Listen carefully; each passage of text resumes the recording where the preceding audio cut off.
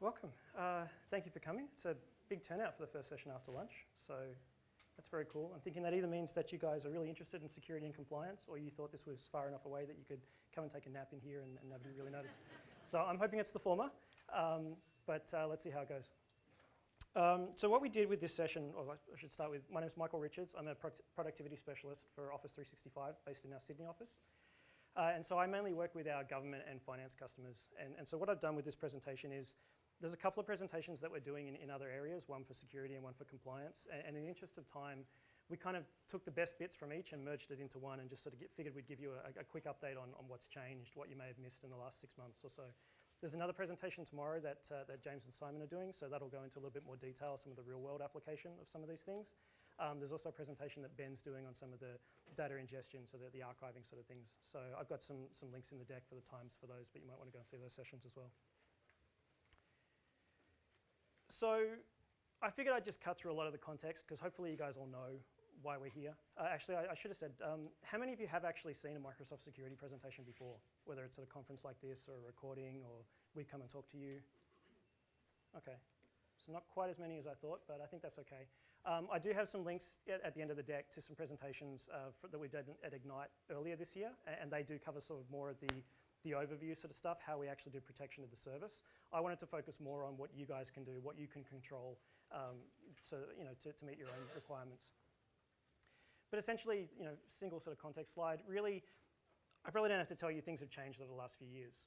The work is now something that we do, not somewhere we go. It shouldn't matter whether I am sitting in an office on a device that my company has provided, or I'm using my own personal device sitting in a cafe down by the beach somewhere. I need to get work done. I as a user don't really care about the rest. But that brings up some interesting challenges for you as the organization. How do you control that data? How do you make sure that that's safe? How do you still meet all of your regulatory requirements? So we can help you with Office 365. We think we've got a pretty solid solution. But in order to do that, you have to trust us. And we understand that's a pretty big deal. We have to earn that trust. And so that we've worked very, very hard. We've been very transparent about how we operate the service. You've probably seen that in the past through things like the Office 365 Trust Center. So we've taken a lot of the information on how we run the service. We've given you audit reports, all of this information available to you through the Trust Center. If you need additional information, then we've been able to do that under non-disclosure agreement, come to your account team. We can get you audit reports and other things that might be a little bit more restricted. So we've tried to be very, very transparent about the service in general. But we want to take that further now. So we're looking at things like the operational controls. Those are the things that we do for you. So how are we protecting the service? What sort of enhancements are we adding in that's going to give you better security, that's going to make sure your privacy of your data is protected? How do we make sure that we're demonstrating compliance with the requirements that we have? How are we helping you to demonstrate compliance with the requirements that you have? And then the other piece up the top there is the organizational controls. So again, this is really about information protection. How are you going to protect your information? Because every customer is different. We're not building a service for finance or for government or for energy or whatever the case may be. We're building a standard service, and you guys need to take that and tailor it to your individual requirements. So when we look at how we do that, we're basically breaking it down into some of these features for security. So things like multi-factor authentication, things like data loss prevention, antivirus and anti-spam are kind of an obvious one. We have a new capability that we've added in called Advanced Threat Protection that we'll be taking you through today. Mobile device management and mobile application management. Did you see the announcement overnight on mobile application management, being able to do that outside of the scope of the full MDM, so we can actually get in there and manage the applications without having to have full management of the device. So we'll talk about that as well. And then encryption, always a big topic.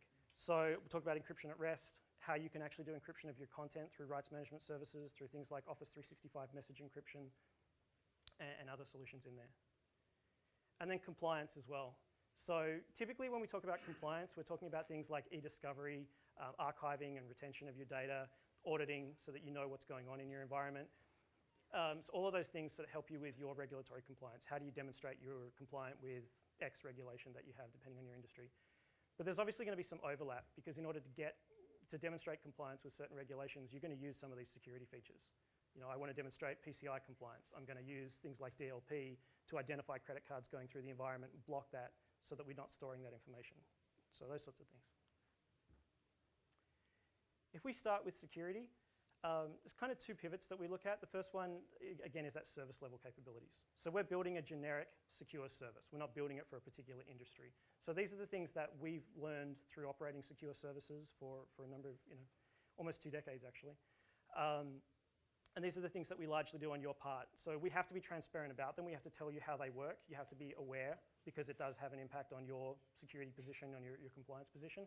But a lot of it is sort of stuff that you don't necessarily control. And the customer controls is really where we give you dials and switches and things that you can flip and tailor the environment. I wasn't going to talk through this, I guess just because there is a large group that hasn't seen the presentation before. We have a defense in-depth strategy for how we protect the environment. So it's quite a comprehensive framework. Obviously, it goes through multiple levels. So we're looking at everything from the physical security of our data centers, nondescript buildings. You have to have multi-factor authentication. You can't just turn up. You've got to be pre-registered. All of those sorts of things. Individual network level isolation. So the front-end pieces of an environment, so your Exchange servers potentially are locked down from other servers. We're just looking at the traffic flows that are necessary. Because we can be very specific about the role, we can be very, very specific about the communication. So a SQL server should be able to talk to, or a SharePoint server should be able to talk to SQL server in the directory, but it shouldn't be able to go and touch Active Directory, Exchange or anything like that. So very specific segmentation within our networks and then within our services as well. Host isolation. Application development, at the application layer, we have the security development lifecycle.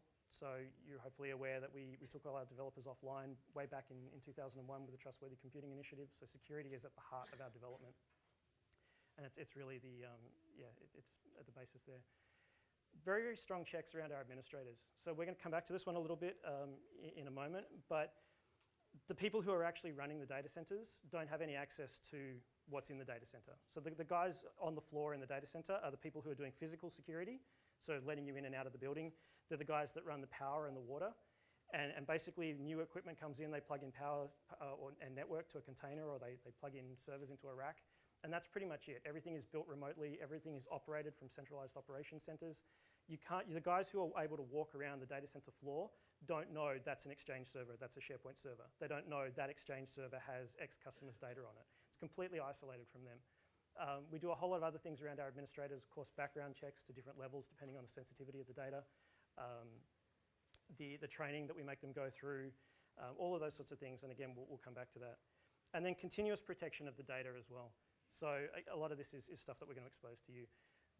They will go into more detail on this in the presentations that I referenced from Chicago back at the start of the year. So if you are interested in that, obviously come talk to me afterwards. I'm going to be around after this or tonight at the drink session. But there's also described in more detail in those recordings. I wanted to focus on a couple of areas though, and this is very specifically around this idea of vulnerability assessments or penetration testing, because we often get asked this by customers. So as part of our regulatory compliance, we obviously do independent vulnerability assessments on a regular basis. We have to do it at least once a year as part of that compliance. It may happen at other times during the year, so we have that commitment. But we don't just stop there. So that's fine, that's for compliance perspective. From our own service management, we have a group of people at Microsoft called the Red Team. And their sole job at Microsoft is to attack Office 365 and try and find weaknesses. So these people are exactly who you expect them to be. They're former military, former intelligence agencies, PhD, academia, all these sorts of things. So they're experts in their field.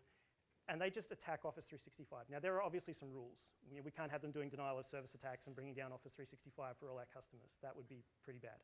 So they have some very strict guidelines on how they engage. They can't target customer data. They have to go after very specific Microsoft environments that we've set up for this. But it doesn't really matter at that point because we're looking at how they're getting in or what they're doing. But they'll look at what's happening in the industry. They'll see that somebody's been, this company was breached and this is how it happened. So they'll take that knowledge and they'll go and they'll replay it inside our organization and see what happens. Or they'll target our administrators with social engineering attacks. So they'll send out an email that says, click here to win a Surface Pro 3 and try and get their credentials that way. Or we've got a major incident, the FBI needs this data, can you hand this data over? So we're testing our own operational procedures as well. All of this information goes into this is generating signals that we're hopefully trapping through our event monitoring systems. We have a blue team that's basically sitting opposite the red team. So the blue team monitors the environment. They're looking at the analytics that are coming out of our machine learning layer that's looking at predictive behavior. So you can see that a typical administrator would log on and then do A and then B and then C and then D. So if we see somebody log on from a computer we've never seen before and all of a sudden they go straight to action D, that's a signal that we should be flagging. So the blue team will see that coming out of the Cosmos platform. They'll act on that. That's hopefully a red team attack. We can trap them. Obviously, later on, they can get together and look at, how long was I in the system? How did you detect me? How were you able to shut me out? All of those sorts of things. So this is happening on an ongoing basis. Okay, so we get asked for penetration test reports or that sort of thing. We have those from a compliance perspective, but this happens on a daily basis. We're constantly testing our environment. So the follow-on from that we usually get is, okay, so I, as a customer, how can I do this myself? And you can now. So we have this thing called the Bug Bounty Program. Again, there's conditions. So you can't just go and do your own attack against Office 365. There are some conditions that you have to work within. Targeting your own tenant, can't do things that are going to do mass impact, like a denial of service attack. But you can do your own vulnerability assessments. You can run your own penetration testing. If you do find something, we'll pay you for that. So there are bounties that we pay for this. So I think that's a pretty big deal as well. It's often requested by our customers. So going back to trust, how do we earn your trust? Why am I losing half my screen? Oh, no, it's all right. Okay, so yeah, earning your trust. So in order to do that, to demonstrate that you still have control and you have transparency over the environment, we've invested in a number of areas, so specifically around the security and compliance signals. You've already seen, hopefully, that we have a reporting system inside Office 365. So there's some reports coming out of there, and you can take some of that data and feed it into your own platform. We're going further with an activity API, so we'll talk about that one. So that's really a transparency thing. On the control side, we have advanced encryption. So being able to do things like encrypting the data at rest and even doing bring your own key on top of that so that you have control over that information. And then in the middle, the intersection is really this thing called Customer Lockbox. So this is really the piece that manages how Microsoft gets access to your data. So let's take a look at these in more detail. So for us to give you true transparency to the service, you need to know everything that's going on. So basically, the new Management Activity API is looking for anything that a human does inside Office 365, whether that's your individual users, your administrators, whether that's us doing things to the service. Anything that a human initiates should generate an action. These all apply consistently across the service, so it's applying to everything: Exchange, SharePoint, OneDrive for Business, changing the tenant details.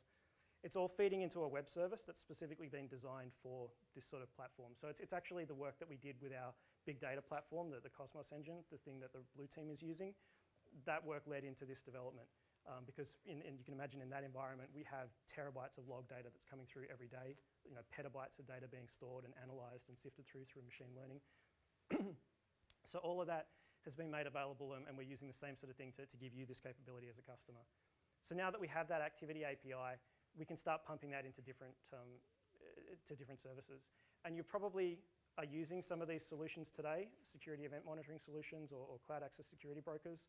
So the activity API is something that these partners have signed on to utilize, and they can bring that information into their particular product and then do their own specific things with that. So there is an announcement, talks about the preview program for this, and it can go into some more detail if you wanted to read up on that. Or obviously, if you are using one of these products, then I would suggest you talk to your vendor about how they're going to implement it and what additional capabilities that will give you.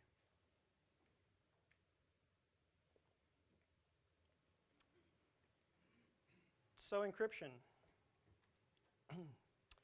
Encryption's an interesting topic. I think that the big thing that we find with encryption is it's often cited as a requirement. We must have encryption at rest. So the unasked question there is why? Why do you need encryption at rest? What is that doing for you? So we'll put a pin in that and we'll come back to it. We started with encryption at rest. Let's focus on SharePoint. We started with encryption at rest and said, all right, the requirement is we have encryption at rest. So what's the easiest way to achieve that? We put BitLocker on the disk. The disk is now encrypted. We've got encryption at rest. So what that means is that if you did somehow manage to identify which server and which disk had information on it that you wanted, and you somehow manage to get that outside of our secure data center environment, you're not going to be able to do anything with it because the drive is BitLocker protected, you don't have the recovery key, you can't open that up and get any data off it. So we have met the requirement for encryption at rest, but it's not very interesting. What are we mitigating? It's a backstop on our physical security controls. So what we did with SharePoint is we said, let's take that a little bit further. Let's give you some protection at the operating system level. So BitLocker is great unless you can get onto the Windows operating system. Now the disk is unencrypted, I can go and pull the database off it. And if you hopefully you know, SharePoint stores data in a SQL content database. Obviously the content database is sitting on the file system. So in order to encrypt that content, what we did was we wanted to do individual content level encryption. So every file in SharePoint should get its own encryption. The way SharePoint works is that it stores, obviously, files in the database. When we have large files or when we have files that you make changes to, SharePoint will store a chunk of data. And it does that so that it can do things like differential transfers. So if you're saving a file, we want to be able to send just the changes to that file, not make you download the entire thing or send the entire thing over again. So SharePoint's already doing this. It's already dividing your files up into little pieces. So what we said was, let's take our key service, a key store. We'll have one key, master key for the tenant. We'll generate individual keys for every single piece of content or every single chunk of data that we have in our SharePoint database. We'll take those files or those pieces of data and we'll go and store them in individual Azure containers. So now, essentially, this is basically remote blob storage. The content inside the database is an index of files. If I need this file, I need to go and get these pieces from these vaults, and this is the key to decrypt those files. So that index can be encrypted with the master key. Each of the each of the Azure containers has its own key that rolls every 24 hours. So now, if I want to compromise your data, I have to hit 3 different places. And as you can imagine, this is kind of the critical piece here, the key store. We can watch that very, very closely. So anything that happens, anything that touches the key store, we can see if there's any sort of attempt on this data. Now, this is all completely transparent to you. This is operating today. This was part of the work that got us to 1 terabyte site collections in SharePoint Online, as opposed to the previous 100 gigabyte limit. So this is there today, but you don't see it. It's completely transparent to you as users or you as administrators, because this is all happening in the background. The service is doing this on your behalf. So let's look at SharePoint for a moment. Oh, sorry, Exchange. Exchange is basically, as I said, for the starting place for SharePoint. We do the same thing. We do encryption at the disk level. So every disk in an Exchange server is protected with BitLocker. So now every piece of content on the Exchange server is encrypted at rest. So again, it's a great starting place. We want to go further. So you'll see we're going to do the same sort of thing with Exchange as we're doing with SharePoint. So basically, we have our Azure Key Vault. We have a master key for the tenant. We generate keys for the content. We encrypt the content goes into the database, that individual content is encrypted. So again, we've taken the content and basically abstracted this now from the Windows administrator. You might be able to get onto the Windows box, you might be able to see the database, but you can't do anything with the database because the entire content of it is encrypted. So the next thing you generally hear is, that's great, I want to control the key. Now again, the big question is why? What's the mitigation? What is this going to do for you? But we'll park that for a second. So you want to control the key. We have that today with rights management services in Azure. You can bring your own key. So we're going to do the same sort of idea with Exchange and SharePoint. We will allow you to generate your own key in your own HSM. There'll be a key exchange ceremony so that we have a copy of your key. And then we'll use that key for the master key when we're doing the encryption for Azure and for Exchange. So now you have control of the key, or you will. But again, the question is why? What is this giving you? Why do you want to do this? And when you pull at that string a little bit with customers, usually we hear, I want to do this so that Microsoft can't access my data. Which is interesting, but let's think about that for a second. So we have a lot of really interesting capabilities that we're doing inside of Office 365. We're doing things like inspection of your data for data loss prevention, for e-discovery, simple things like antivirus scanning. You know, if you've put all of your data inside a container that we can't read, we can't do any of those things. We just made the service a very dumb platform. So we need the service to be able to read your content. So this is giving you a capability to control the key, which is important. We get it. You need the control. But it's also allowing the service to still provide those capabilities you need. So it's not going to address that scenario of Microsoft accessing my data. What it does mean, though, is that this is basically your control over your content. This is your kill switch. So if you're leaving the service, if you need to terminate the content for some reason, you decided that's it, I don't want to use Office 365 anymore, I'm going to pull all my users out. You probably know that we keep deleted mailboxes for 30 days in case you need to recover. We're going to keep your data for 90 days by default so that you can get it back out after your contract expires. So you may not want content sitting up there in our service at that point. You want to make sure that nobody can do anything with that content as it expires out of our systems. So this allows you to pull your key.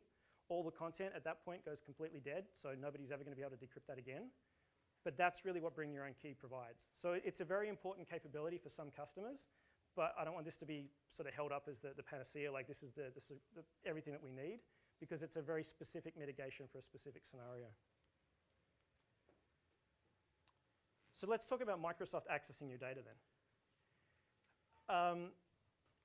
Now this is not the scenario where the government comes to us and says we need to get access to customers' data, you need to hand it over.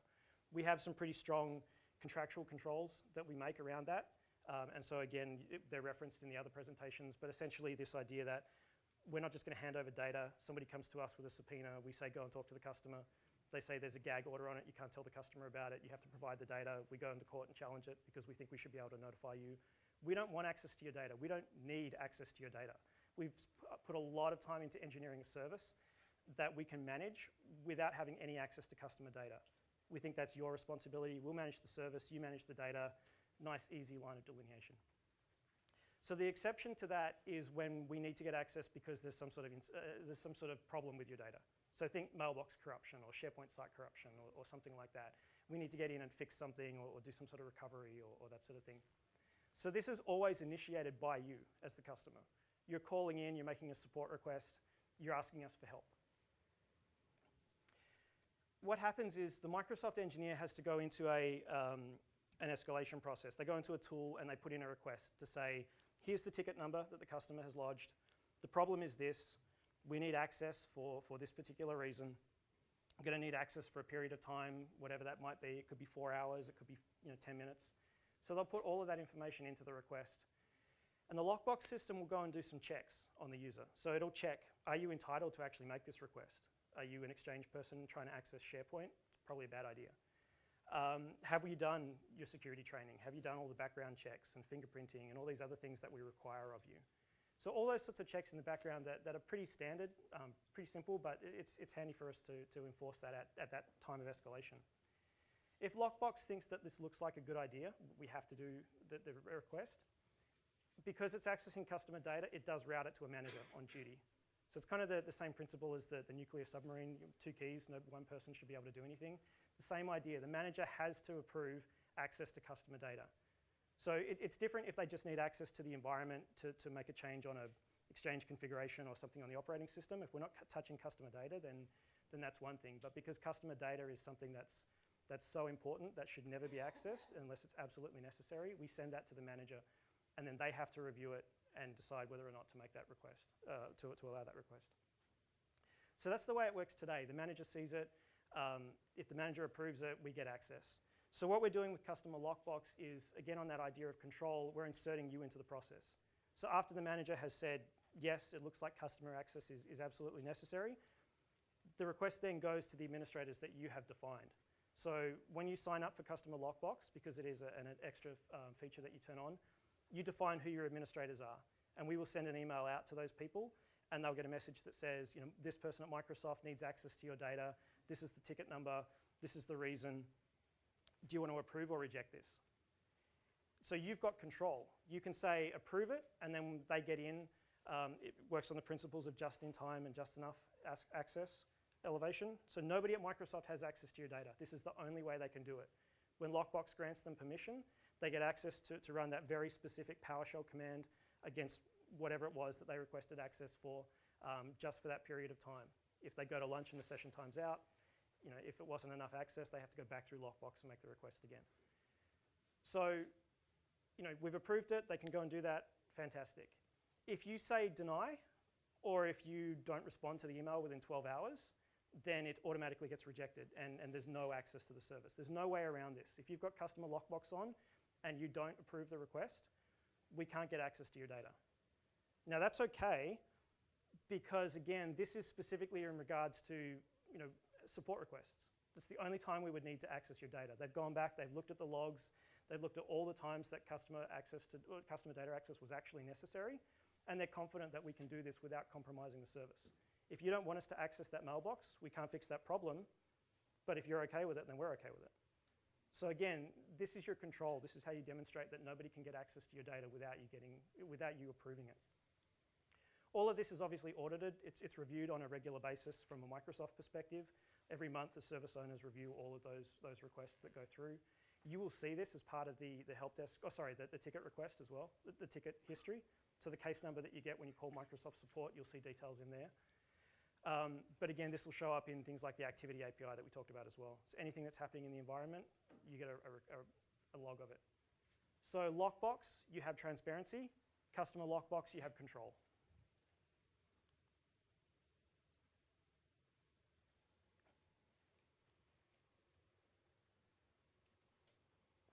All right. So what other controls can you turn in the service? So we'll go through some of these.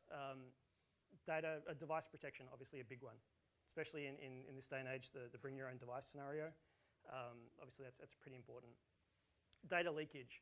So we have some pretty strong protection in here for data loss prevention or data leakage. Obviously it's not meant to stop the malicious actor. There's always going to be ways that people can get around things, but what we want to do is we want to educate people when they're doing things wrong and try and help them to do it in a better way so that you can still demonstrate your compliance. So we'll go through that one.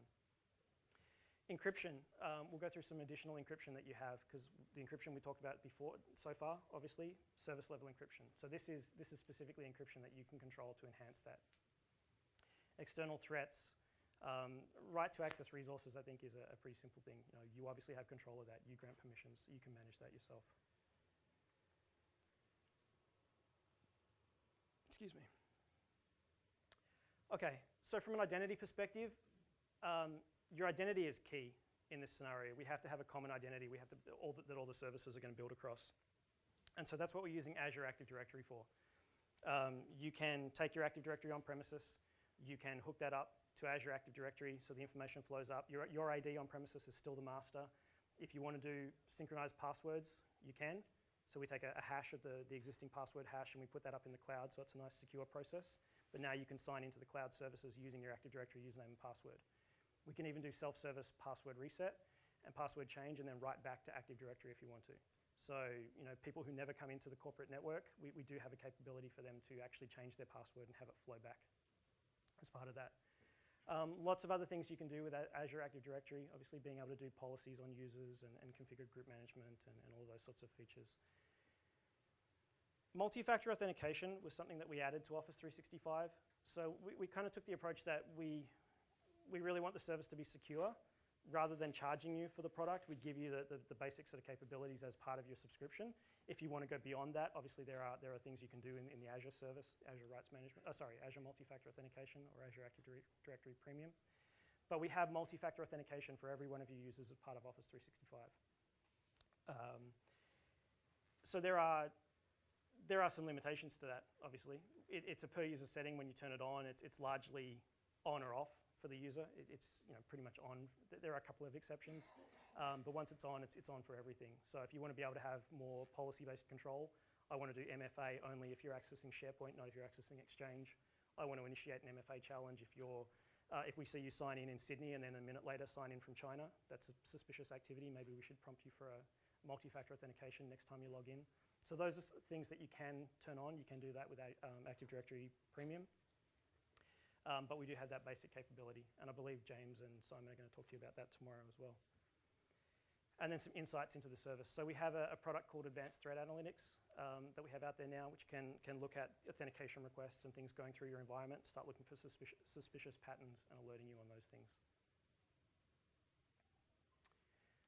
Data loss prevention is something that we added to Exchange probably a couple of years ago now, actually. So the idea behind data loss prevention is we had about 51 sensitive information types. So for us in Australia, that means things like your tax file number, Medicare number, common sorts of things like credit cards and bank account numbers and those sorts of things.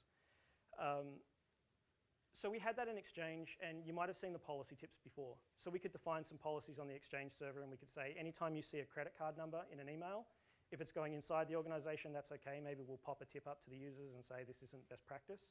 But if you're going to try and send credit cards outside the organization, we should actually get in the way and stop that. You know, we want to prevent the user from sending it, so we'll disable the send button. Or maybe we'll allow it if they put in a business justification to override it, but we'll capture that and send it off to our compliance officer so we have that record of it. So that was provided in Outlook 2013. That was provided in Outlook Web App. You have that policy tip. We had data loss prevention capabilities in SharePoint as well, but it was much more reactive. So rather than being proactive and notifying users as things are happening, the initial phase of data loss prevention in SharePoint and OneDrive for Business was about you going through the e-discovery capabilities and being able to search back, saying, show me where people have stored credit card numbers in OneDrive for Business. You know, it let you go and search for it, but it didn't let you get in the way when they were actually doing it. So now we're rolling out capabilities that do allow you to be proactive. So that's on the next slide. And then integration into Office as well as part of our next release, or our new release. So the policy tips in SharePoint, you can see we can define these policies, do things like you can't store files in here if it contains this sensitive information. Actually, what I forgot to mention was that we had 51 sensitive information types. We've added another 30, and you can define your own as well. So if you've got specific customer ID numbers that you wanted to alert on, or employee ID numbers, or keywords or something like that, through XML you can roll your own sensitive information type. If you've got templates that typically get filled out, so a new customer application form or something like that, you can feed the blank templates into the data loss prevention system, and it can take a fingerprint of that, and then it can detect when it sees a completed form going through and treat that as a sensitive information type as well. So the capabilities that we're adding to SharePoint, obviously allowing you to be proactive. The idea being that we want to let users know in real time that something has happened, that it's not allowed. We want to give them the ability to correct that behavior. I think that the key thing there being productivity. So if we trap an email going outside the organization containing credit card numbers, you know, maybe we don't get it in time and the user's actually able to send it. We generate a non-delivery report, we bounce it back to the user, this was not delivered because you violated policy. What if the user's gone home and doesn't see that until the next day? You know, you've caused a delay, you've impacted productivity for that user and whatever else they were doing. So if we can pop up in real time to say this is a violation, maybe do something else, it's impacting behavior. So again, not trying to stop the malicious actors, but trying to catch that behavior that people are doing by accident and giving them an alternative. And so the same thing is happening in your Office 2016 applications now. So Outlook, Word, Excel, PowerPoint. You'll see we get this policy tip come up that says it conflicts with the policy of your organization. And then you can go into the backstage and can actually see a little bit more detail about what that is and how you can resolve it. So if they don't have Office 2016, you still get the SharePoint experience. It's still going to save it into SharePoint. It's going to be locked down by SharePoint, only available to you and the site owner. Nobody else can access that content potentially, but yeah.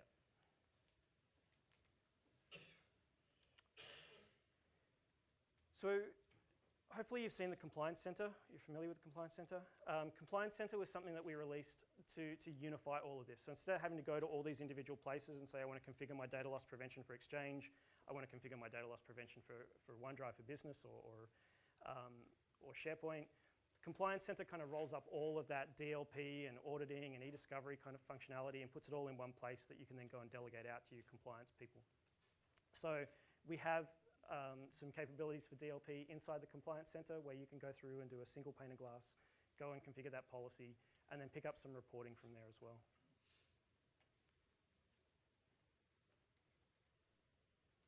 Okay.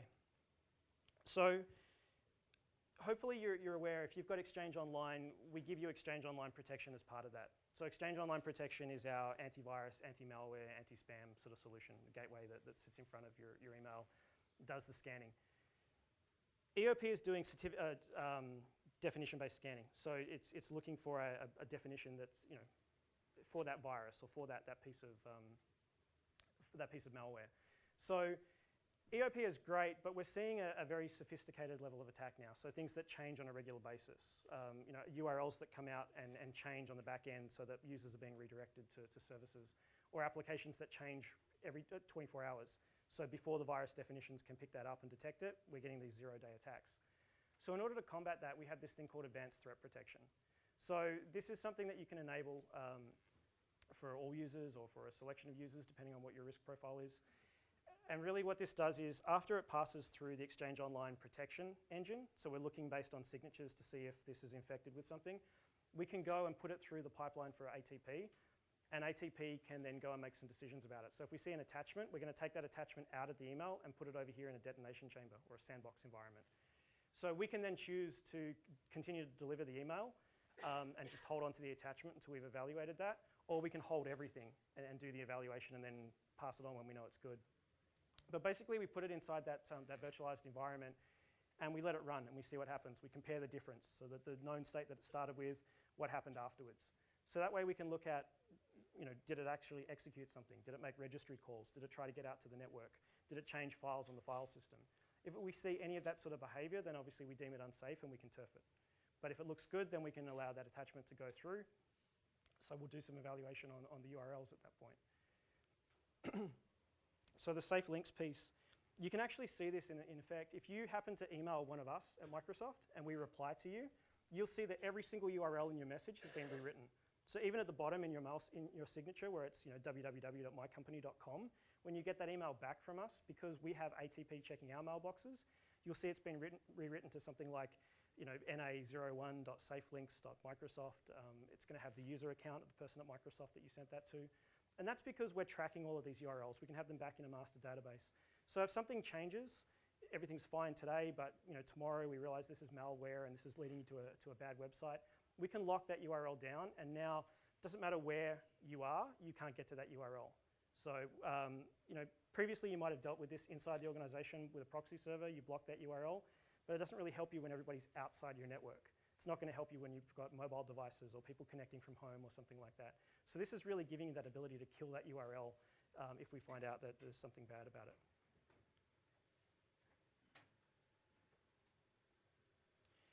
Okay, encryption. So this is really the encryption of your content. This is the encryption that you control. And there are a couple of different reasons why you might want to encrypt content. So the first scenario being, I want to deliver some information to someone and I want it to be secure in that transmission, in that delivery. I want to validate your identity. I want to make sure that you receiving the information are the person I expect you to be. But then after that, I'm done. I'm out of the chain. So this is typically things like a bank statement or a health record or something like that, where I'm giving you your information, and after I've provided it and we're happy with it, it's on you to protect that information. I don't really want to put a policy on your bank statement that requires you to authenticate against my system every time you want to open your statement. It's going to be a bit of a pain if you're trying to provide that statement to your accountant or something like that. So that's where we would use something like Office 365 message encryption. So Office 365 message encryption is or OME, you would see it abbreviated as, is something that we would call, typically through a policy. You as the administrators would define rules that say if you see this particular sensitive information content through DLP, or you see these keywords or some other condition, then we want to apply Office 365 message encryption. We're actually providing a button now as well, so you'll be able to, as a user, say encrypt with Office 365 message encryption if you wanted to force that. But it basically does that encryption, and then it sends an email to the recipient with a redirection to our secure portal. So they click on that link, they go to our secure portal, they authenticate with their email address, so it could be a live ID or something. So they'll authenticate, they'll get into our secure portal. If they wanted to reply to us, they could. That'll preserve that encryption. But at that point, they can take that statement that I've provided, they can save it on their computer, and we're done. So I've done secure delivery. I should have noted that we have encryption in transit already, so we have opportunistic TLS turned on and you can force TLS. So it's not protecting the transmission itself. I'm not trying to mitigate against somebody sniffing the wire and taking my email. This is really about ensuring that secure delivery of the message through Office 365 message encryption. If I want to go a step beyond that, say I've got content that I want to protect forever. That's where we use something like Office 365 Rights Management or Azure Rights Management. So we have this as part of your Office 365 licensing as well. You have the capability to turn this on within Exchange Online, within SharePoint Online, even in the Office clients. So we have what we call enlightened applications. These are applications that natively support RMS capabilities. So if you're not familiar, Rights Management Services is a certificate-based technology where we can apply a policy to a file, and you can restrict access. So I, as the content owner, would put some protection onto a file that says you can't print, you can't copy, you can't screenshot, something like that. I, as the owner of that file, am the only one who can take the protection off. There's a super user from an administrator perspective if you really need to take protection off if somebody leaves the organization. But once I've sent you a file, you don't have any control over it. You only have the rights that I've given you. So this is really good. You'll see it exposed through email in things like do not forward policies or do not reply all are commonly used. You can also do things like locking it down to particular groups or the organization. So we use it ourselves. We'll get emails that come out and they're protected with a rights management policy that's Microsoft confidential view only. So it means that even if I do try to screenshot that or copy and paste it, I can't do it. I might have a Microsoft FTE all rights policy, which basically means that you have to be a Microsoft employee to open that information. So I could then forward that information to another address. With the view only policy, I can't forward or reply. With the all rights policy, I can, but you have to be a member of that security group. We're going to force you to authenticate to open that mail. So now I know that that's not going outside my organization. If somebody does manage to forward that email out, they're not going to be able to open it unless they have a valid user account. And we can call this through other places as well. We can layer this into SharePoint. So you can have policies inside SharePoint Online that say anytime a file comes out of SharePoint, apply a policy to it. The nice thing there is that you can do things like enforcing sign-on. So somebody takes a file out of SharePoint, downloads it, puts it on their hard disk. You have a policy that automatically gets applied to that says you have to authenticate every time you open that file, or you have to authenticate every 7 days, whatever it might be. Maybe this file only lives for 30 days, and then it can't be decrypted by anyone ever again. So now I'm forcing you to go back to SharePoint every 30 days to get the latest version of a document, which can be really handy when you've got content that expires, like a roadmap. I don't want people referring to a document that's 3 months old. I want to make sure they've got the latest version. I can do that with rights management. We put a lot of work into making sure that rights management worked across devices and outside your organization. So that's been happening over the last couple of years. Otherwise, rights management was a really good solution for Microsoft ecosystem inside the corporate network. Now you can do this on your Android phone, your iPhone. We have this as part of the Office applications on iOS now. So really opening it up, allowing you to share with people outside your organization too. So you can send a do not forward email and people will be able to pick that up.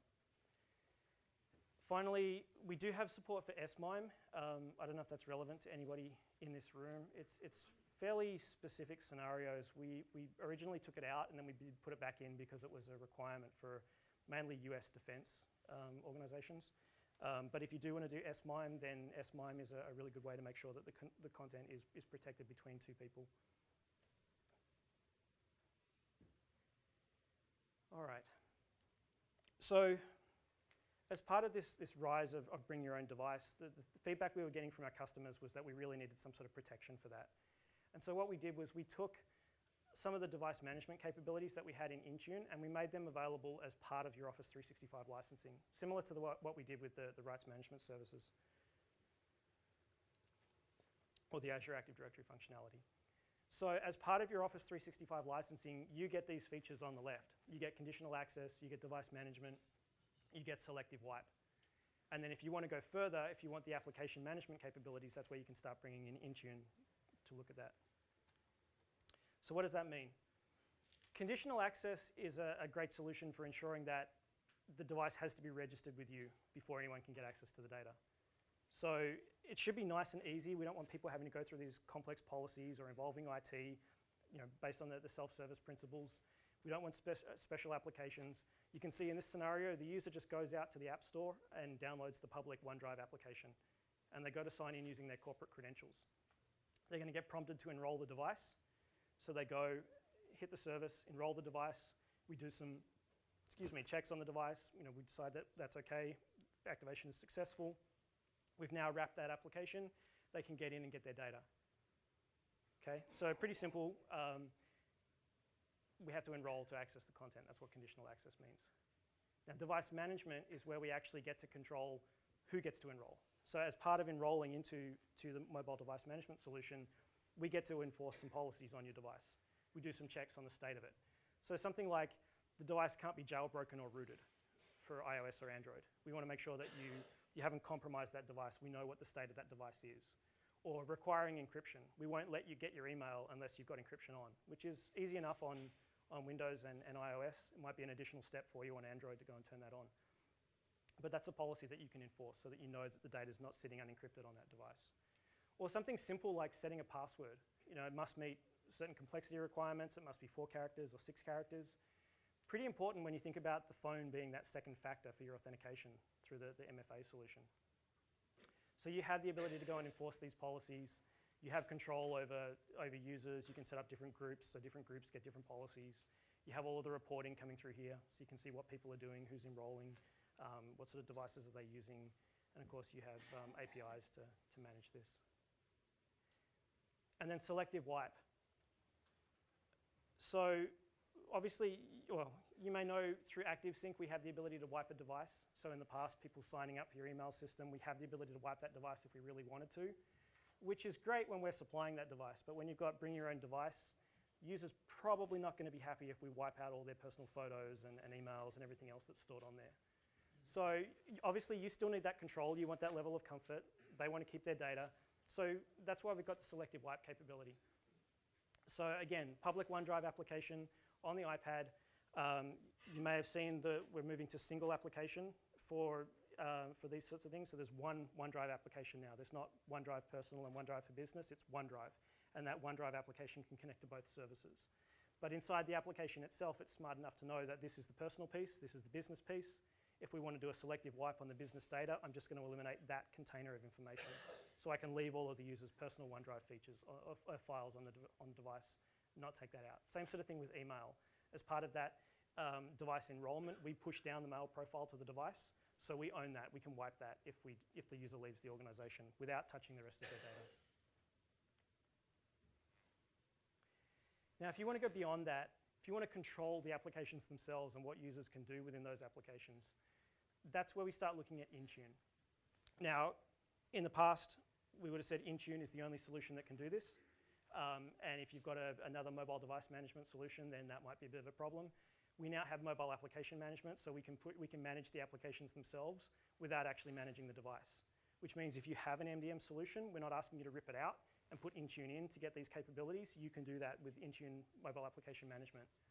If you've got personal devices that the users really don't want you enforcing policies on, we don't have to enroll those devices and have control over blocking the camera or preventing them from using certain services. We can just control what they're doing inside their email and Word, Excel, PowerPoint sort of things through Intune. So it's basically creating this walled garden idea. So you as administrators get to control who's inside that secure trust boundary, what can flow inside that boundary, and what they can do with the applications. So let's look at an example.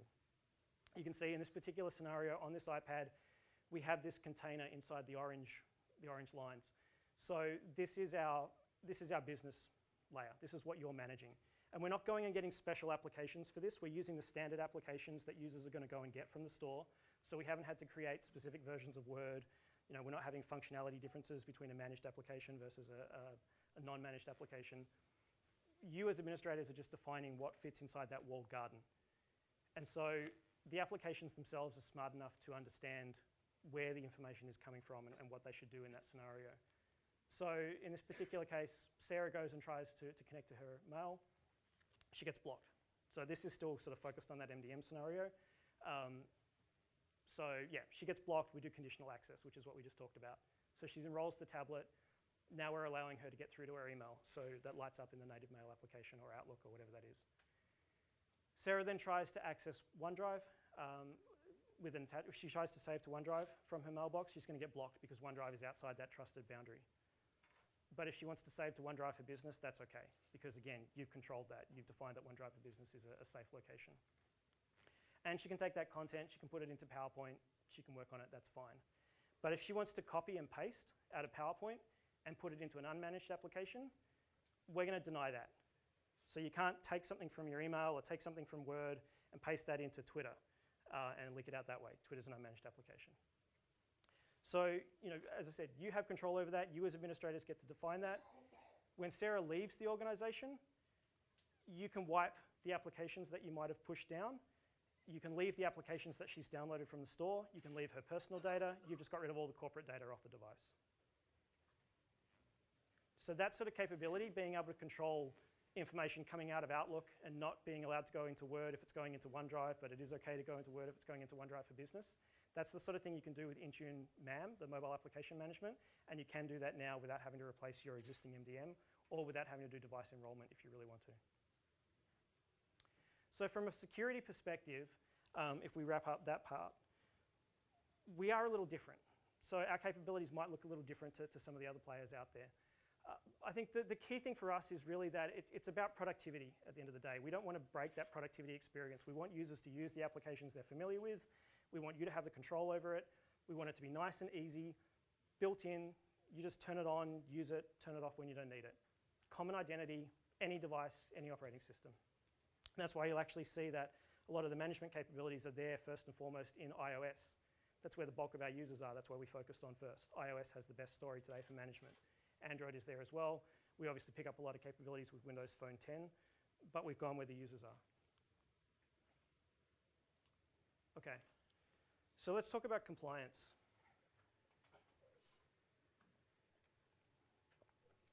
Hopefully you've seen that we have data centers in Australia now, as of early this year. So we operate a regionalized data center strategy. It used to be North America, Europe, Asia Pacific, and then we put in a data center specifically for Brazil. We've started putting data centers into other regions now because of data residency requirements. So we have data centers in Australia. We have data centers in Japan, in India. If you sign up for an Office 365 tenant today, you automatically land in the Australian data center. If you had signed up previously, you were probably provisioned in Asia Pacific, and everybody with Australia as their country will be moved back into the Australian data centers over the next 6 to 12 months. We've seen quite a lot of customers go already as part of our beta program and then opening up the scale move. Everybody else will come over in the next 6 to 12 months unless you specifically opt out. If you do opt out, that's a one-time decision. You stay there forever. But we'll do that move for you automatically. It's basically transparent to you. So you'll then come back and work in Australia and you pick up some additional benefits in terms of latency as well. When we talk about compliance, compliance is definitely not a checkbox exercise for us. It's something that's very important. We have this idea of continuous compliance. So when we started out doing this, obviously there were certain requirements we had to meet in terms of proving that trust, earning that trust. So we would take our developers, our engineering teams, pull them out of their day job, sit them down with the auditors, go through the service. They would complete the ISO 27001 audit. They'd go back to their day job, then we'd pull them back out a month later to go and do something like SAS 70. It's not really the best use of time. So we've set up a dedicated group that's responsible for compliance inside our online services. And we've developed a control framework. So we have over 1,000 controls in our framework. We sort of look for the highest bar. So that's basically the FISMA certification, which is based on NIST 853, if you're interested. Quite a long document if you really want to read it. But over 1,000 controls. So it means that when something comes along, we want to do our ISO audit, for example.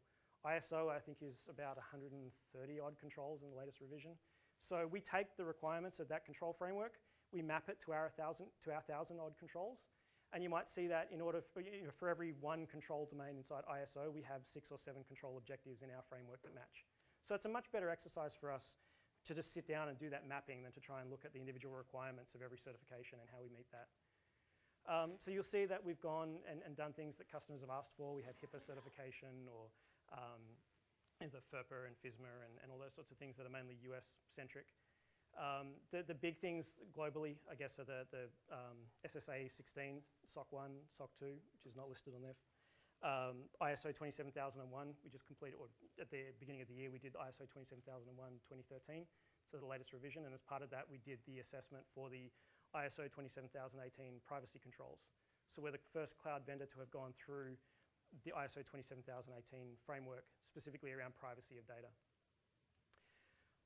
I'm assuming there's probably not a lot of people in this room that are affected by the collapse of the Safe Harbor Agreement between the US and Europe. But if that was something that was of concern to you, we still have a pretty strong story through the European model clauses. And I'm happy to talk to that specifically afterwards if that's of concern.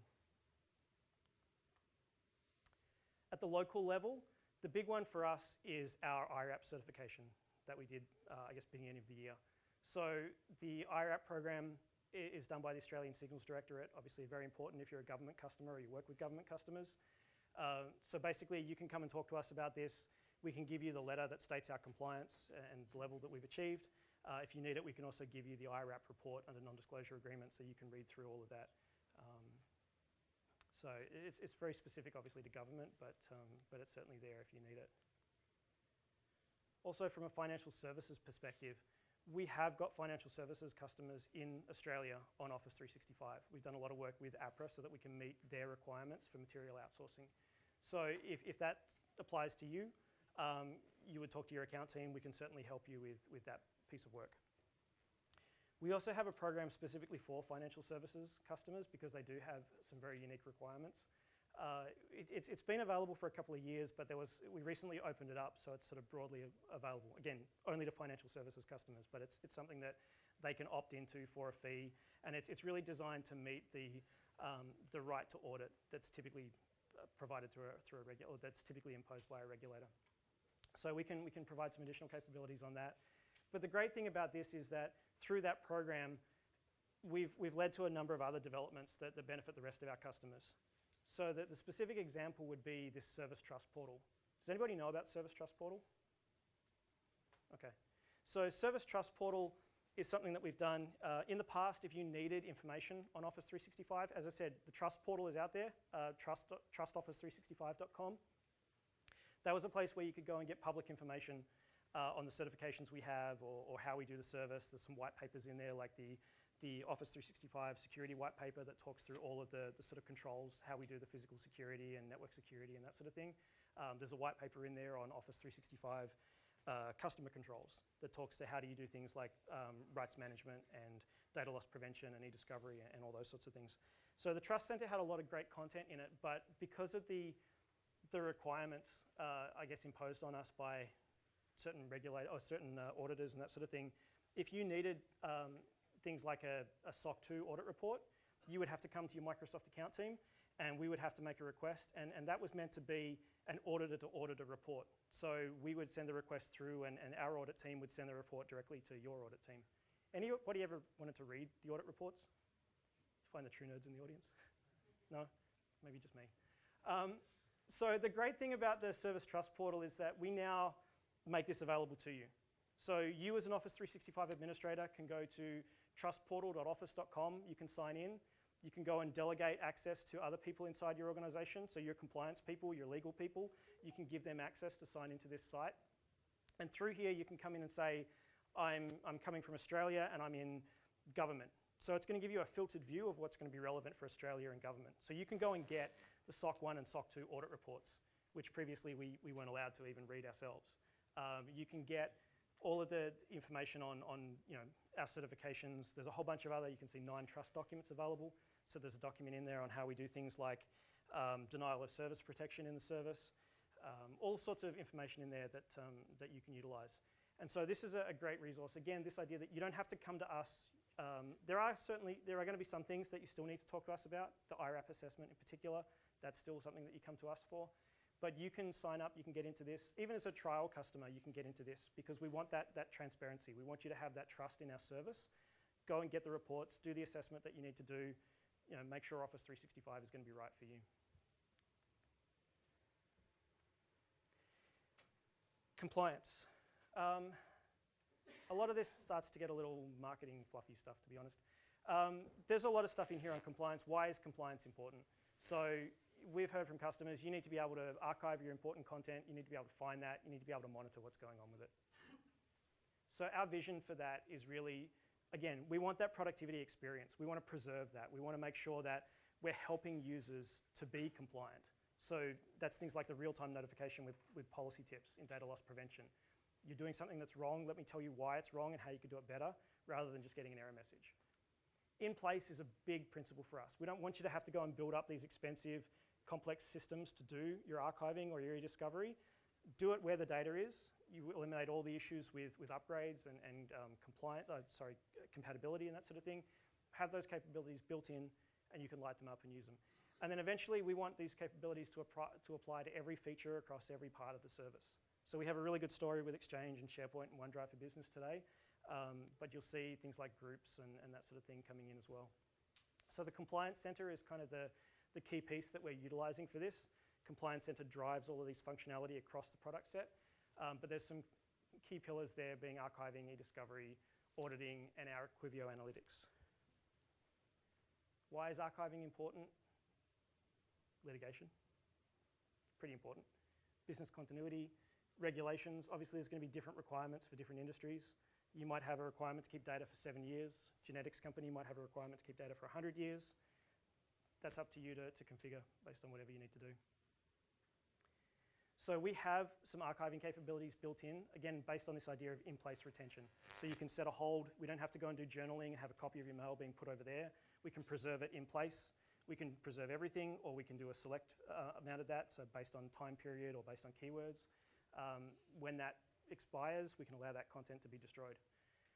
We have policies that apply across Exchange, SharePoint, and Skype for Business, because Skype for Business is storing data in your Exchange mailbox. Nice and easy for you to manage. And then extensible. We actually can take data from third-party systems through third-party tools, inject that into this environment, so you can then do the same thing with e-discovery across that. Data import service Ben's going to cover tomorrow, but it's essentially we have this ability for you to ingest data over the network, or you can put data on hard drives and you can ship them to us and do an import that way. And we have unlimited archiving for your mailboxes. So there's no add-ons, there's no licensing fees. You have a user, you put them on hold, they leave the organization, you get to free up that license, give it to somebody else, the data stays there and you don't have to pay for it.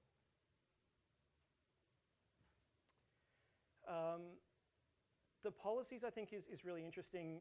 The obvious one is that we want to preserve content for a period of time. So I have a requirement under Sarbanes-Oxley, whatever it is, I need to preserve for 7 years. That's great, but deletion, I think, is where it really comes into play, the deletion policies. Oftentimes we get customers that say, all right, well, if it's free, why don't I just keep everything? And you can if you want to, but remember that you're obligated to produce everything if you get subpoenaed. So if somebody subpoenas you and says, I want every record of your interaction with Contoso, do you want to filter through 3 years worth of data, or do you want to filter through 20 years worth of data to find all the stuff that's relevant? So again, that's a position for your organization to make. That's a decision for you to figure out. But deletion policies can be really useful for that because we can make sure we're not keeping data around forever and having to filter through that. Because there's some pretty significant consequences. $9 million fine for failing to produce customer emails. So this is a big deal. We want to make it nice and easy. We have e-discovery capabilities in Office 365. We have an e-discovery center within SharePoint that you can use. So it's just like a SharePoint site. You can apply a hold, you can search for data, you can find sensitive information, you can export that, you can refine it down. We want to end up with as little information as possible being sent to outside counsel because those lawyers will charge you per gigabyte or per page. So it can be quite expensive to have them filtering through content, figuring out what's relevant for trial. So the amount of content you can reduce obviously makes a huge difference. Quivio Analytics can help with that as well. What's been found is that when humans filter through the data, it's often prone to error. So I can go through and I can search for Contoso and I can refine it down and say Contoso near acquisition, or there's 5 occurrences of that word, or whatever the case may be. But machine learning can actually produce much more efficient results. So basically I train the environment, I let it look at some content, it figures out what looks similar, so we can eliminate some of the nearly identical information. It can recreate email threads, basically putting structure into unstructured data and help us refine that set that comes out at the end of it.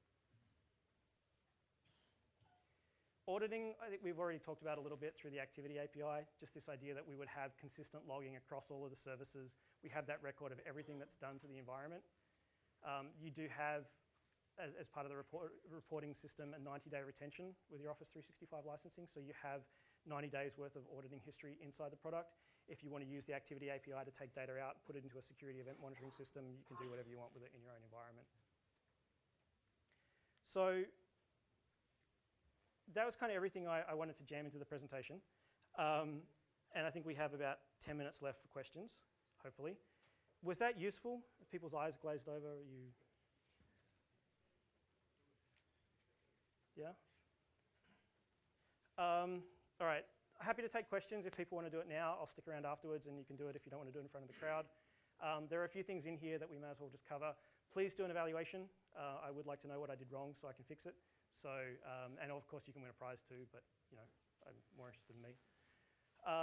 There are some related sessions. James and Simon have that session tomorrow. Ben and Ronnie have the session as well on data import. The resources that I mentioned, so obviously the Office 365 Trust Center is still the first point of contact for all this information. We want to be very transparent. We want to make as much available to you as possible through there. And then you have the Trust portal for authenticated users for anything else like audit reports. The Office 365 blog is really the best place that we communicate out all of these features, new announcements, all of that sort of thing. So great idea to go and follow that. And then because I went sort of at a higher level, if you wanted to look for more information, specifically on how things work, we have those recordings from Ignite in Chicago earlier in the year.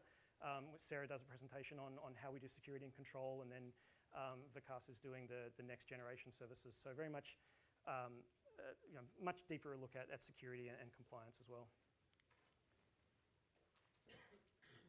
There is, I didn't put a link in it, but there is actually a Microsoft security course for Office 365 as part of the Virtual Academy. So that's also something that's worth looking at if that's an area of interest to you. And then obviously all of these presentations will be up on Channel 9 within a little while. The Office 365 network is there, so you can continue the conversation. And we will be at the happy hour tonight if you have questions, if you want to come have some drinks and I think win some prizes. And in the community lounge, we'll be doing that tonight. So I think with that, we can wrap it up. And if there's any questions, happy to take them now or, yeah.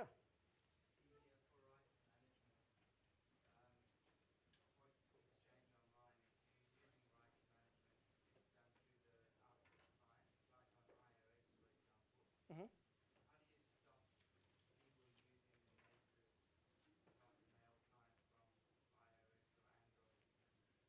How would you stop?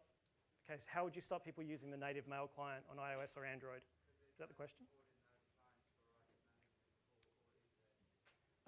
The native mail client on iOS, I believe, should support rights management. I honestly haven't used it in a while, but I used to use an iPhone, and I'm pretty sure I was getting emails from that. I honestly don't know. I think Android does, but I'd have to check. You should be able to do things with an active sync policy, I would think, to be able to block those devices if you didn't want it to use that. Yeah, I might have to check that one, but I'm happy to, if you come and find me, I can follow up on that one. Is he talking about a recipient using the native mail client, a recipient of an RMS-protected email? Yeah, that's a good point. Are you talking about sending it to somebody and they're using the native clients, or are you talking about just your users? You don't want them to use those clients because it doesn't support? You want your own users? Okay.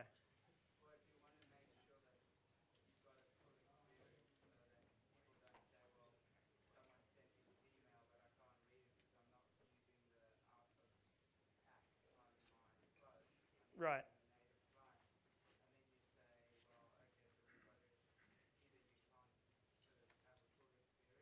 Yep.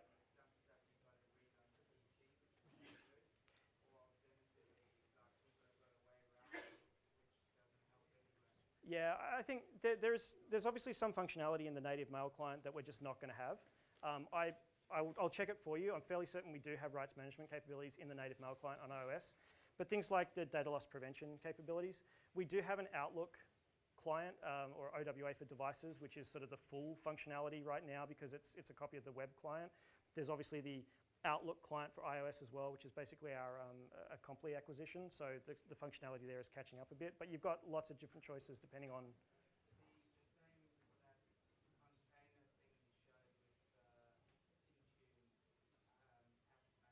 Mm-hmm.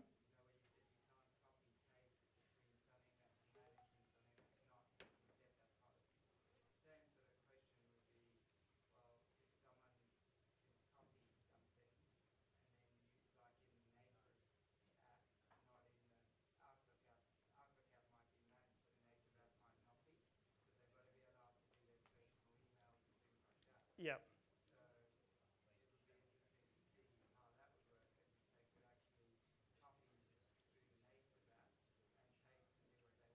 Okay.